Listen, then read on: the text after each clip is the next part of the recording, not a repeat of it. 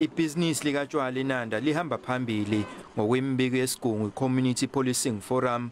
Le ndawo inendawo edayisa utshwala ebalelwe emakhulwini amahlanu engabhalisiwe.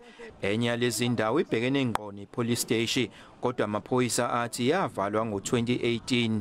Embikweni wakamumva wezibalo zobugebengu, ungqongqoshe amaphoyisa ubheka icele wayamanisa izinga lobugebengu notshwala kule ndawo nezidakamizwa. Kunezinda zeZakhamuzi uthola ukuthi la eduze kwepolice station kukhona abafana abadliwungu akugcwele abenziwa lutho.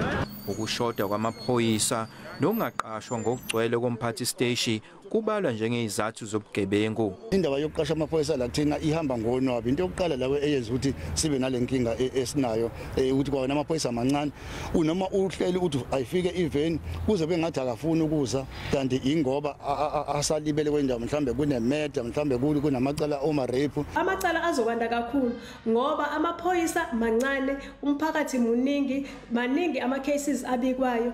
Imizamo eminingi yokuhlenga isimo lapha ayikazi ithele izithelo ezinhle.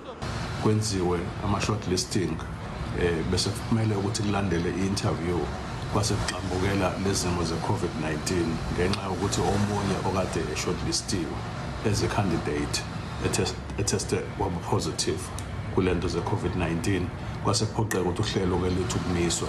Khona manje lelilokishi umlazi lingezinye ehamba phambili egamekweni zokudlwengula nokubulawa kwabantu.